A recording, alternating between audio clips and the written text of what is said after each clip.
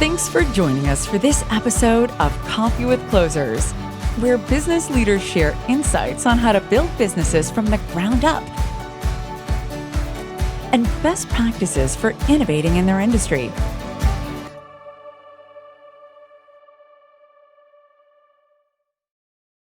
Hey, Justin, I'm super excited to have you join me for this episode of Coffee with Closers.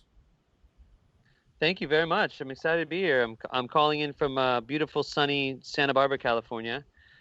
I always say that I'm the life of a Don Henley lyric, and yeah, it's great. It's been a while since I've been in Chicago. I'll be honest. Yeah, and we've known each other for quite some time, and maybe not a lot of people have heard of you. Can you share a little bit about who you are and how you got started in the sales world?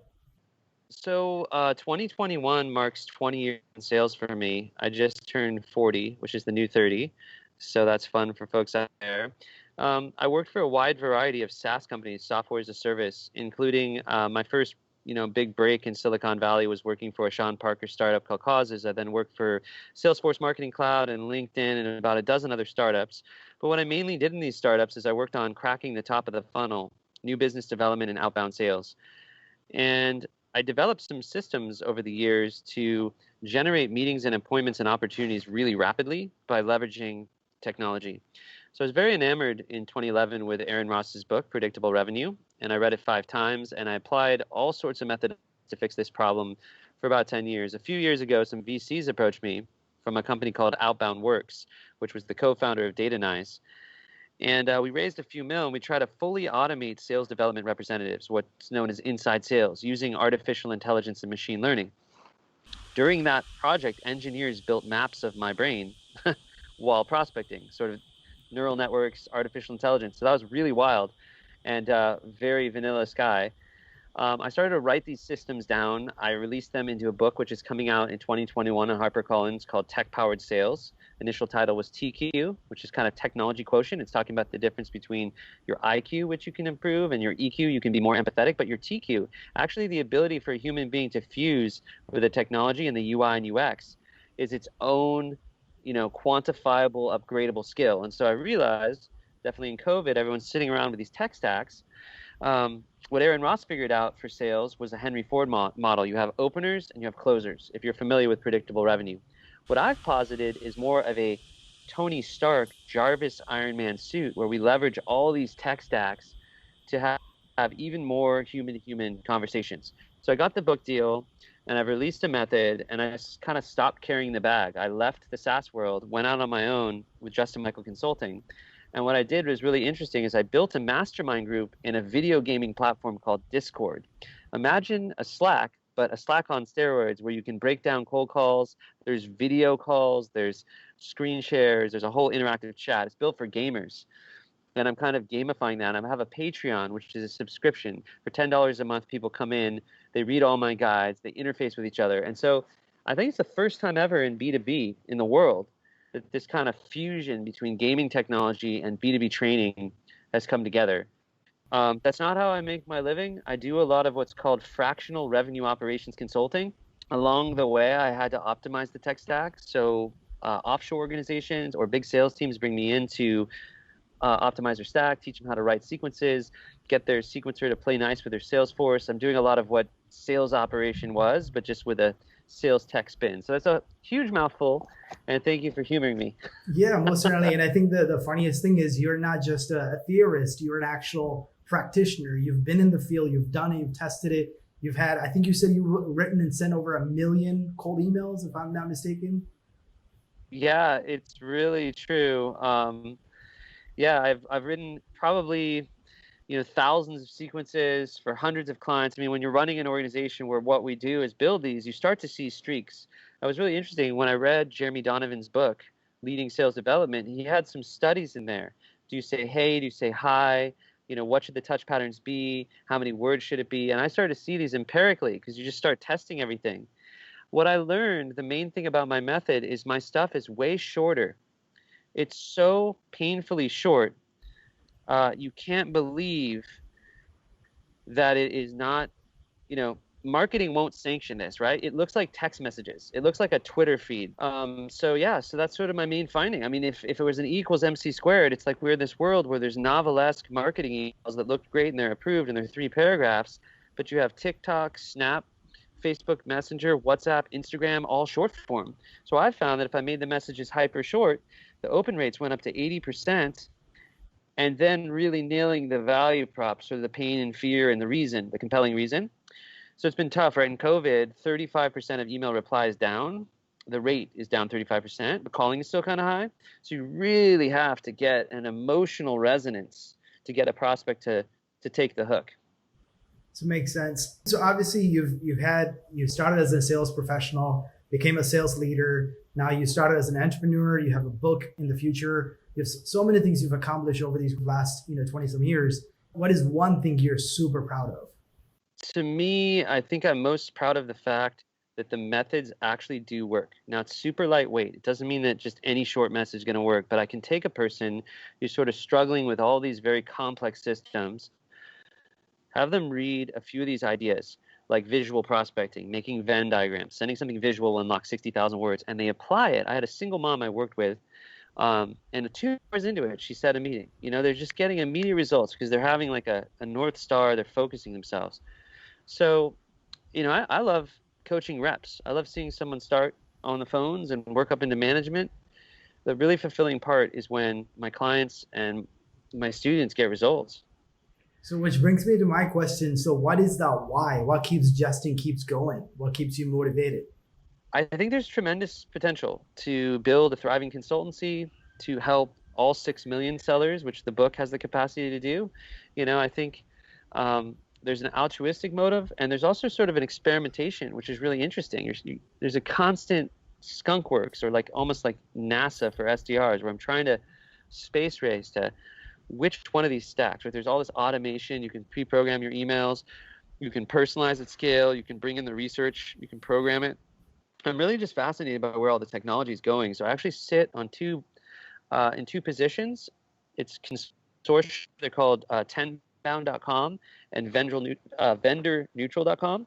And these are independent, agnostic, like they rate tools, like all the stacks. And they kind of help, they're kind of buyer's guides. And I sit on there as a futurist for these 2 sites. And I have 2 podcasts, one called Beyond Sales Development for 10bound and one called Quantum Leap for Vendor Neutral in the Neutral Zone. So what I'm trying to do is establish myself for the 2020s as the Tony Stark and the person that really understands all the tooling. And what I'm really trying to do in the 4th Industrial Revolution is unlock the human, a return to innocence, a return to selling, what we're doing right now. It turns out that the human brain, one human brain, is worth all human compute. Creativity, scoping, problem solving, empathy, love, like art, this stuff, it can be done by a machine. In fact, AIs are writing fairy tales and designing recipes and doing fine art.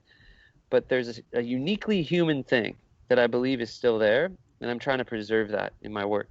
Yeah, which is amazing, right? Because I think the fear that we all have is there's so much automation that's happening. There's all these tools and technology that can automate email sequences and prospecting and all those things. But ultimately, sales is still a human thing, and it can't completely remove the person out of that equation, right? So that's the key of all of this. Yeah, it's really a human-to-human game. In the 1st Industrial Revolution, we had the issue that people were working in the factories, the food quality was bad, Upton Sinclair. In the 4th Industrial Revolution, when the breakout of sensor technology and this revolution we're having right now, the issue is that 70% of what a salesperson does is automatable by the technology. So they may be sitting in a nice chair, an air-conditioned room, they're calling on a phone, but a lot of what they're doing is manual tasking, and they have context switching and overload. So what we're going to see is the era of Moneyball, where there's more and more subspecialization, where the tech is picking up more of the administrative tasks. It's listening to this call and predicting how successful it will be. It's taking notes on this call. It's pulling up Samuel Timothy's profile. What connections do we have in common? His latest blog, his latest PR from one IMS, and it's serving that to me. And there's like these AI assistants that are jumping in across the sales process to make my life easier and to unlock efficiency.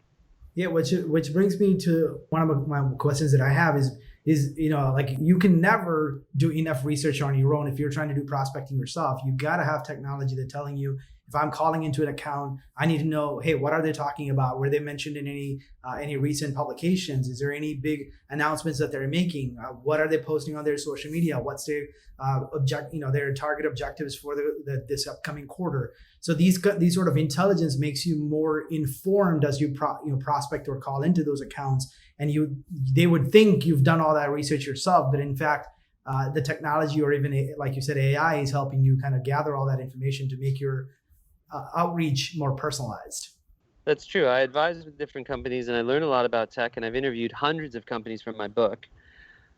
There's one called Cheetah IQ, going through the 10Ks and the 10Qs, reading the annual reports of the Fortune 1000. It'll just, go right through, index in, pull out snippets, color code it, and you can just put those into your manual emails. So effective, saves you hours of research. Really cool tech. There's a company called Lavender where I advise, where it actually in real time will give you a Flesch Kincaid score of the reading level. Grammarly is playing in this too in the enterprise, where it'll say, oh, it's condescending, or it's cheerful, or it's, studious, and you can know the tonality and even predict how effective the email will be. Mm-hmm. So I'm really obsessed with artificial intelligence, machine learning, neural nets, deep learning AIs, automation, when it's good, when it works and it unlocks the human. When it's flashy for an investor deck and it's just sort of like fake AI for the sake of it, what you find with artificial intelligence revolution for marketing sales tools is a lot of this is actually just rule sets, if this then that rules engines. It's not truly an artificial intelligence where you're creating a synthesis of a brain, a neural net, and you're building a thought model and there's experiments. It's a little tricky running machine learning on a sales tool problem because I don't want to experiment with sending you a test. Mm-hmm. So it's just important to apply the AI and ML the right problem. A good problem is intent. Mm-hmm. Here's a TAM, a target addressable market, and here's 5,000 accounts. And based on how they're searching anonymously, can I figure out the top 100? That's a great big data idea. Or let me take millions of sales calls and then benchmark them. And then as you're making yours, I can look at the listen to talk ratio, the kind of questions you're asking, and I can benchmark a predictive score to how well this call might do as compared to the rest of the industry. Stuff you need big data. And the problem with B2B is you have small data and niche data. So it's actually very difficult to imply things like an AI or an ML. Yeah, I mean, these are some interesting things because I'm so interested to even learn more of it, because the biggest problem that we as salespeople have is, we think we know it all, right? And we just feel like, okay, I have this methodology. This is how I talk to my prospects. I know my pitch and I know the questions that I need to ask. But oftentimes I'm not even willing to take the advice from my sales coaches or things of that nature. But if you can actually provide empirical data that says, hey, you talk 60 times more than your average colleagues, and the reason why you're not doing as well is because you're talking more and you're not asking these type of questions, but actually use the AI to guide that discussion as opposed to just, a sales coach is just telling them, hey, this is what you should do. If I'm hearing you right. Yeah, there's a bunch of guided selling stuff going on too. There's just a lot of complexity around figuring out why, if you have 10 reps who are all great reps, why 2 are doing better. And there's a Pareto rule. It might always exist. But the goal is the middle, the coachable middle that are trying hard. They're trying to develop themselves. They're trying to get better at the way they communicate, better scripts that perform better in the emails, more personalization. How much personalization? More automation. Let's figure it out. Then let's, scale it up. So what are some bad advice you're hearing, especially with all this AI and everything going on, that you hear professionals giving about sales and marketing? Yeah, I think the single channel bullet, it doesn't work. You can't just social sell. You can't just do content. You can't not do the phone. You need to use all the channels in a blended omni-channel strategy. Topo Research supports that, Gartner, Forrester, whatever you look at. There's a lot of advice that makes marketing teams happy, where you sort of break down these huge emails and you have all these lofty philosophic concepts going into it. Problem is, first of all, it's very hard to get email delivered. You get 18 words between the subject line and the preview text. So if you waste your email with, I hope you're doing well, or some pleasantry, you're probably not going to get the meeting. I think the biggest myth is emails are about text. Text is actually hard for the human brain to process. Emails should be about visuals. Visuals are worth 60,000 times the processing speed. You could even think 60,000 words. A phone conversation is worth 241 emails. So phone, this is the preference. People are doing FaceTime drops in my groups where they figure out your FaceTime and drop in. Super courageous, kind of crazy. what's going on the phone is about tone. It's about millions of years of neuroscience and the fight or flight instinct and the fact that I'm setting you at ease, or am I making you nervous? Mhm. So I look a lot at neuroscience as ways to figure out how to nail these channels and think about them differently. So basically, what you just explained is that you do need the multi-channel, multi-touch strategy, but it's not also just heavily being relying on text, because I think, like you said, the pleasantry, all this like, oh, our company's this, we've done that. You're almost burying all that key value proposition into two paragraphs. By the time they haven't really understood what you were trying to ask, and you miss the opportunity. In fact, what you're suggesting is use visuals to tell the story, and visuals are 60,000 more words. I mean, you're telling a big story within a small image, then trying to fill all that into some text, if I'm hearing you right. Yeah, that's what it is. We're trying to capture relevant pain. So you're sitting there and you're the CEO, and you have Mike Bosworth, who was the founder, really the godfather of solution selling. He trained millions of reps in the big hardware days. And he sort of codified solution selling. You have 7 slots in your brain. There's Daniel Goleman, a famous psychologist, who talks about this. You only have so much RAM. You don't have a lot of ROM. So when you call someone on the phone, the reason for my call, click, right? And you email someone, you say, I hope you're doing well, or in these uncertain times, you basically just waste the RAM. That momentary, like, is it relevant, right? And there's fight or flight, because they're going, there's something foreign in my inbox. There's an alien. Do I want to delete it? You know what I mean? So they're just trying to delete you. So there's a huge science right now around personalization. Like, if I know your favorite sports team, your favorite food, your favorite charity, where you live, Chicago, and I warm you up to all these things we have in common, will you meet with me? Probably not. That's weird. Why? Because you care about one IMS while you're working on one IMS, and you have certain business challenges, 7 slots. If I figure out a way for you to have better margin, more efficiency, less churn, like if I have something that you care about, you're going to take that communication and run with it far more than if I know your favorite actor, right? Or your favorite, I send you some hilarious memorabilia from your favorite movie, right? You'd think it was cute, but it's not on your radar. It's not priority. That's the main pieces to my systems that make them work, I think. But that's an interesting point that you mentioned, because all the sales gurus out there is always saying, go to LinkedIn and see what they talked about, what they commented about, or what they're posting on Instagram, and then reference those things in your email, which kind of goes against what you're preaching here.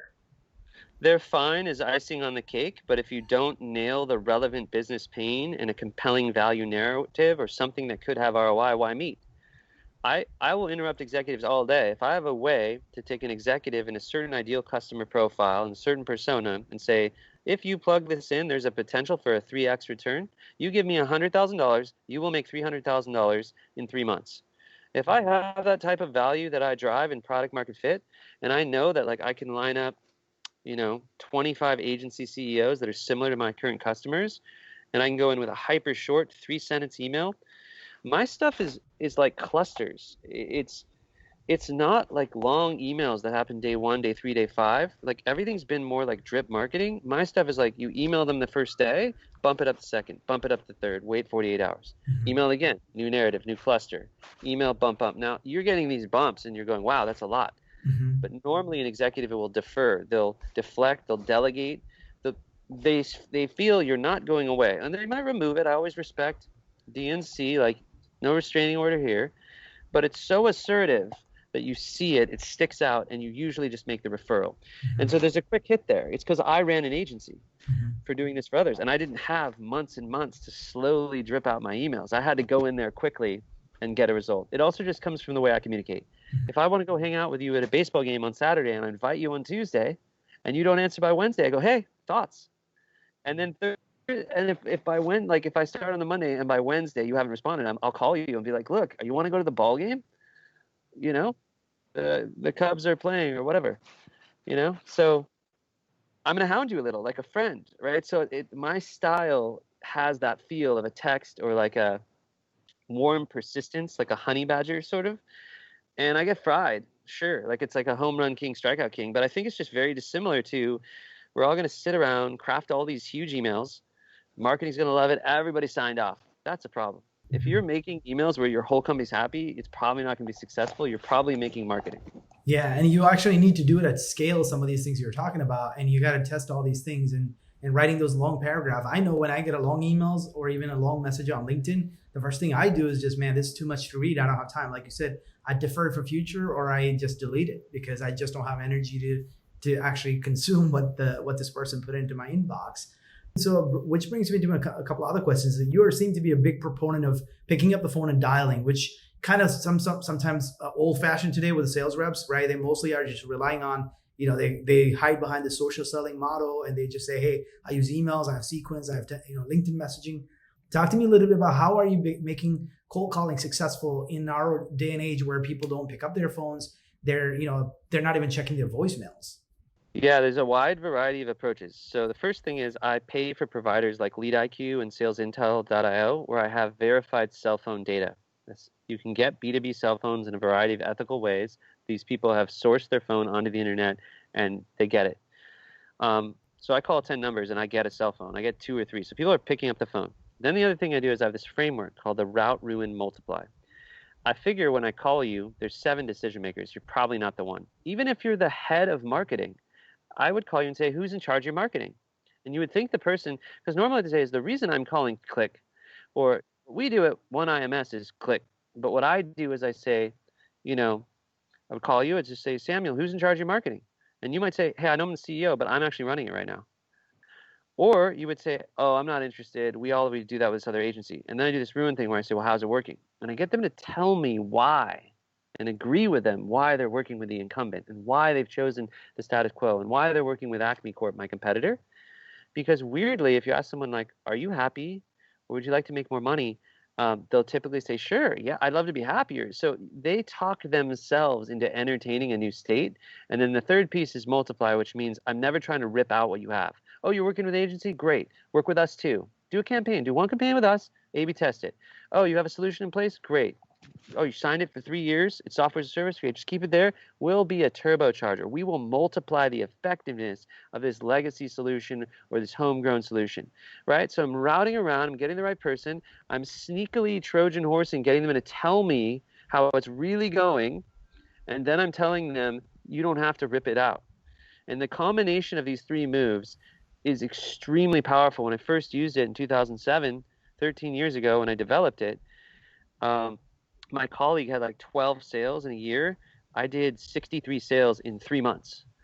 It worked so well. I actually had to create a bit.ly to a slide share because they would stay on the phone. I would close the deal on the first call because they would just sit there and keep talking to me for 10, 15 minutes. That was a very transactional product. I was doing a low ticket SaaS, but the big thing now is that opening is the new closing, and people, even if they get someone on the phone, they can't keep them on the phone. If they get in the email inbox, they can't keep them in the inbox. And so I've really developed techniques that are COVID aware. They make things urgent enough that you have to respond. And yeah, it's been taken off. It's sort of a utility system. I'm having fun with it. I don't know where it could go. Maybe other books. Well, question for you, because when you ask who is in charge, and you already know based on their LinkedIn profile, their job titles, they might already be in charge, right? So why would even open with such a question where man, what the heck are you asking me that for? You already know. You should have researched that. If you get that kind of an objection, what would you do? I would say 1 time out of 100, someone will say that. Mm-hmm. Because you can usually deflect and say, look, I know you're a big organization. Even in a company of 15 people are calling pallet manufacturers back east. You call the head of the marketing and they're like, oh, I don't actually do the print. That's this agency. You can always, they say, well, that's offensive. Didn't you research? You're like, look, I asked this question because people don't always do what their title says. And you can kind of get away with that. But what you're triggering is just like Dale Carnegie said that the person's name is the most beautiful sound in the human language. People typically have one area of their lives they can control and where they feel powerful, and it's usually their job. So if you ask them who's in charge of their job, they're going to say, I am, it's a parent-child instinct. And the minute they take ownership, they forget they're on a cold call because they've never answered that way before. Did I get you at a bad time? How are you doing today? I'm so-and-so from Acme Corp. We do XYZ. It's about me. Or we could do this for you. Is this a cold call? You get rid of all that. You just ask for authority when you're routing. And a lot of times they're like, no, it's not me. It's John in IT. Or talk to Susan. So a lot of times you're just getting followed out, and it's fine. So the calls are really smooth. If you deliver it the right way, you can easily backpedal. It's a really good question. Sometimes people are angry about it, but what shocked me is I call these VPs of mobile, call the VP of mobile. Hey, who's in charge of your mobile strategy? Oh no, I do mobile web. I don't do mobile. And amazingly, they don't even do mobile, but they have mobile on LinkedIn. So you don't really know what people do. Or I just changed jobs. I left mobile. I'm doing BD now. Okay. Right. So it's a great opener and it works for now. It's a pattern interrupt. They're not expecting to get that question. Right. It's like if I called you up and said, well, who's the CEO of IMS? One IMS. That might be offensive. Mm-hmm. But if it's a strategic area, like who's in charge of your back end HR? You could be like, oh, we do that externally. We have an agency for that. Mm-hmm. I can't just assume because you're the CEO that you take care of all the HR yourself, or you could say, no, I actually do it. I have a background in HR. It was easy for me. I have a system. So Nobody knows who the decision maker is in the company. That's what also makes this environment so insane. So what about when you have a decision-making committee? Because especially if you're calling into enterprise companies or even big enough companies that actually have, CEO might just be kind of a yes or no man. He just gives a yes on certain things. But then you might have a committee that approves certain things. In those instances, what's your strategy from a prospecting and outbound standpoint? What are some of the things that you're doing if you had to hit up more than one person to get in the door? You definitely need to multi-thread. You definitely need to pick a bunch of people and kind of run it almost like a political campaign. You want to be talking with, top down, middle out, bottom up, board members, VCs, C-levels, operators, frontline people. You kind of want to call 5 to 7 people. You could even do bigger campaigns than that. I've seen that. I've seen that happen. So multi-thread is the key, not to single thread. What have you seen as the biggest obstacle for sales professionals who are looking for succeeding in their career? What have you seen standing in the way of them reaching some of those objectives? I think a big thing is mindset. They don't believe that they can break through on the phone. They think a certain channel is dead. They really believe that the phone is gone and it's all social. They really believe they can't write, so they can't do content or blogs or blog posts or SEO or organic owned media. They believe, oh, Gary Vee could do that. I couldn't do that. There's a lot of self-limiting beliefs. The truth is, if you're selling, you could easily write a blog, get a Substack, you can get a Patreon if you have people following you. You can easily do podcasts, like for free on Anchor, easy. I started doing all this stuff virtually for free. Some of my celebrity videos you have going out, there's a little, funding for that. But I think the biggest limitation is just believing I'm just a sales rep. Mm-hmm. And you have the capability to be a brand, to take what you really know, your subject matter expertise, and turn it into content on LinkedIn, content on Twitter, content on a blog, podcast, any of the media that you enjoy consuming. You need to prosume. You need to put your content there, and that'll track the prospects. Mm-hmm. I was involved actually in a book called Combo Prospecting. You can get it at comboprospecting.com. I was the featured Cyborg rep, and we talked a lot about this. Moving off of the human-human communication, human to human, is dangerous. Like getting a voice on the phone is the tentpole. The more you can do that, the more it unlocks the other channels. So what I do is someone views me on LinkedIn, I call, voicemail, email. Someone interacts with a piece of content of mine, I'll call them. So I'll use the phone in response to mid-funnel and down-funnel responses. Mm-hmm. Which, kind of, there's that two school of thought. I mean, you're talking about what I also believe in. If you are in the sales profession, you are a subject matter expert, you do need to be creating content. You need to be sharing that on social platforms. You have to help your customers understand how to solve the business challenges that they have. And then you have the other school of thought that just say, hey, just proactively prospect, hit the phone, do the emails, and these, whatever you call the social selling really doesn't work. How do you make that fine balance between the two? Because, not a lot of professionals are even staying in the same companies long enough that they are an expert in that space. Before that, they're already jumping ship. Yeah, I mean, social work, but it works in a combination of blends of using your phone effectively, your email sequences effectively, your branding, your content strategy, understanding how to use video drops, video voicemails. The sellers that I see that are best, like a Morgan J. Ingram, they're doing video drops, voicemails inside LinkedIn. They're using novel, exotic ways to prospect. When you've got the middle funnel and down funnel, you have this old school thing where you submit the proposal with everybody CC'd, and everybody waits, checking in, no one on the thread. That organization cannot respond because there's a main boss and they cannot respond without the consensus of the team can't talk out of order, you've frozen that in time. The best thing to do is get a direct line, and so when you get into the closing phase of the mid phase, you're WhatsApping, you're texting, you're getting back and forth, you're getting off of that chain, and then that chain will move. That's been my key secret. So basically, even if you have a committee, you still need to find that the spokesperson who can make the ball move forward or the deal move forward, essentially. Exactly. So yeah.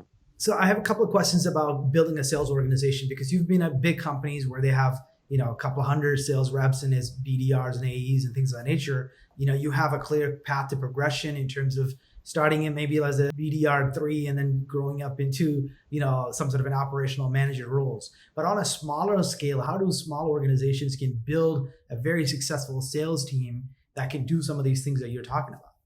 Small organizations can be very scrappy, and there's a lot of tools, right? Just using G Suite and maybe a simple sales engagement platform, they can automate emails. They use HubSpot. These things work because you have phone calls, direct dials, you have switchboards. They can create brands. They can LinkedIn, they can start content, start blogs. I mean, I think there's a lot of stuff that you enable, right? Get the SEO in order.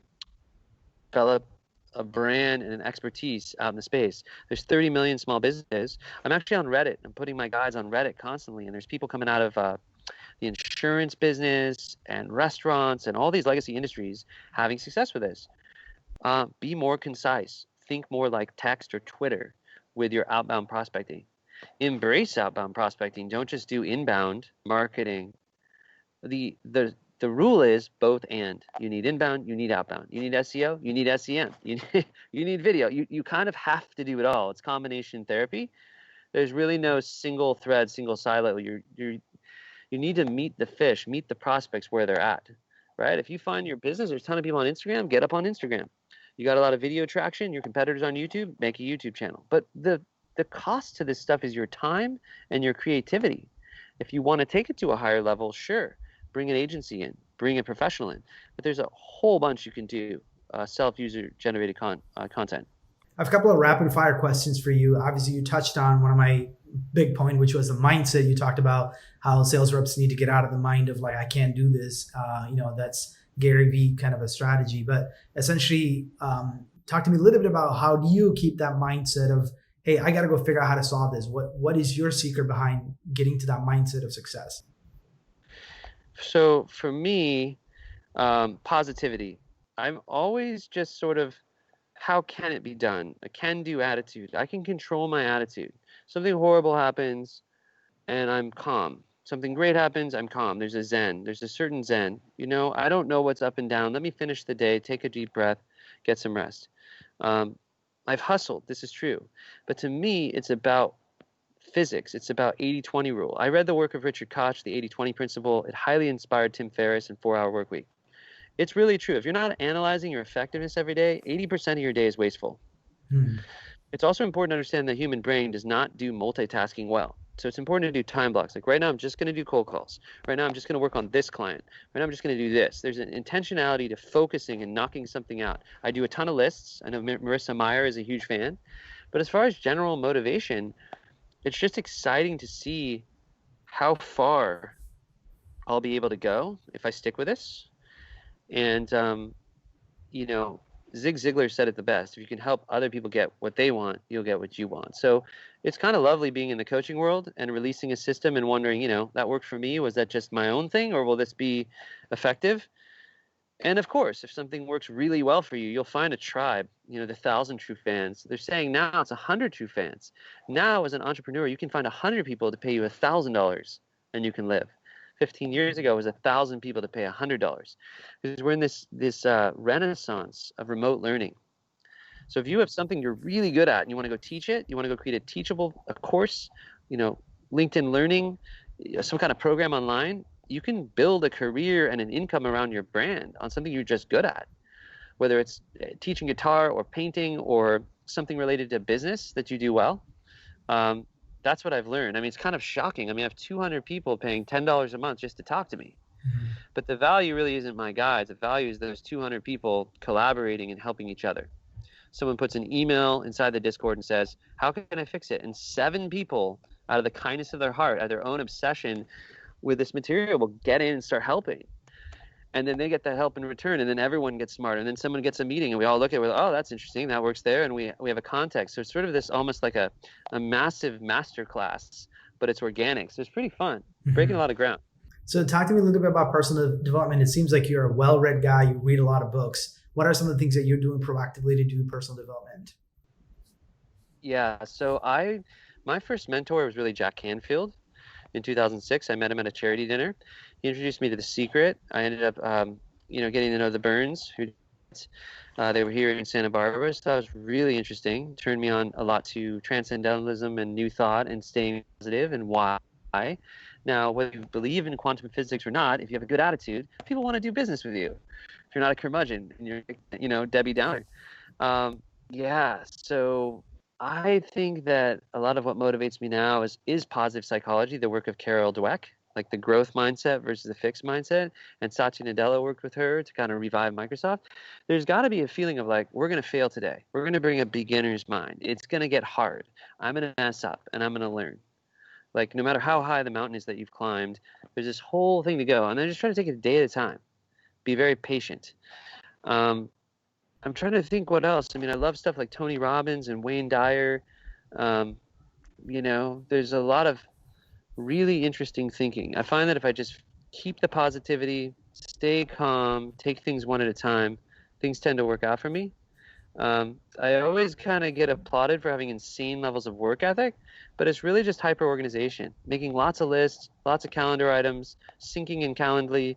I take a lot of time to make it all automated, so it seems like I'm great at organization. I have systems.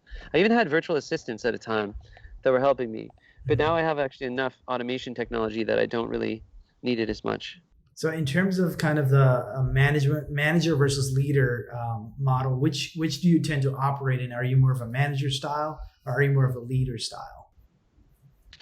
Yeah, I mean, I've been pretty tactical. I kind of lead by example. I haven't ever been allowed to be a full coach until now. And even now I'll say, well, send me your sequence, send me what you're sending and I'll be, show me the script, play me the call recording.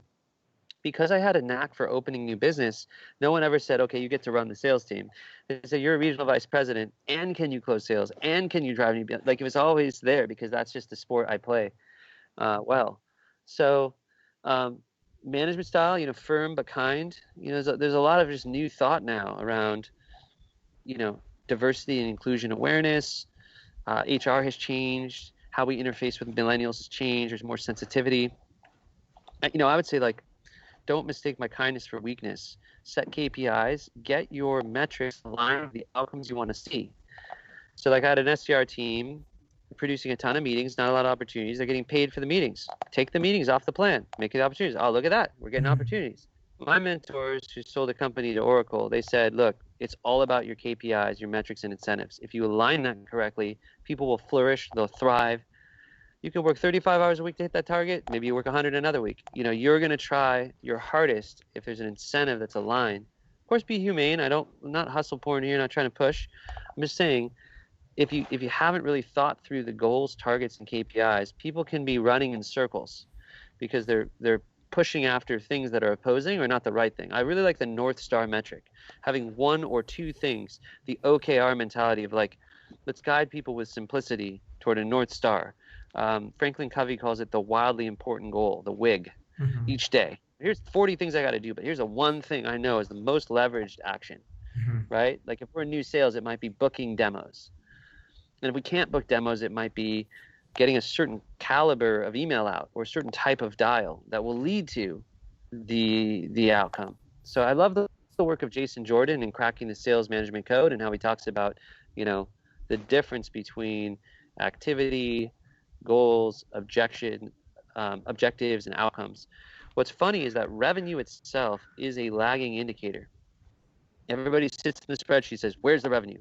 Revenue doesn't come from revenue. It comes from smart calling, smart referrals. There's all these activities going on a daily basis, and if you get those right within 90 days, you'll see revenue. So you can't drive the car looking in the rear view. You have to focus on the gas pedal and the controls and looking out forward and make sure you're doing the right things today to ensure the future success tomorrow. Makes sense. Are there any productivity hacks that you have? Yeah, I mean, for me, like, um, I try to get 2 or 3 huge things done by lunch. Mhm. I try to just dive in onto my list. I try to write a list every day, stack rank the list. I keep a lot of Google Sheets. So when I'm prospecting, I'm looking at like 200 accounts. Here are my top 20, start interfacing, move them. So I'm always sort of trying to stack rank systems. Looking at everything from the lens of 80/20 is really powerful. Reviewing your day. What part of my day was most effective? Even for like exercise or life, being obsessed on the effective action doesn't mean I won't relax. But when I'm trying to knock out a system, I'm trying to find the most highly leveraged thing that I can do by first testing a lot and then, oh, that works, you know, that vertical works, this messaging worked, that tactic worked well, let's try it again. How are you having work-life balance? I know you kind of touched on it. What are you doing proactively to make sure you have a work-life balance? Yeah, I don't know if I have that much of a work-life balance right now, only because I just launched my own consultancy and I have a book and 2 podcasts, and things are kind of insane for now. But I would say there's a certain calm and peace and happiness that I feel because it's taken a really long time, like, 13 years or 20 years of struggles and hustles and grinds to get to a place where, I could charge a certain amount per hour, or I have, authority as an author to command a certain level of respect in the industry. So I never take that for granted. I remember the lean times when I was unknown and had no visibility, and I just always worked for other people. I was so humble. I was always learning. I stayed in the shadows for a really, really long time. I would encourage listeners to, if you're 5 years in, go for it. Like, step out, do what you love. If you're 10 years in, go for it. I waited 20 years to kind of go out on my own.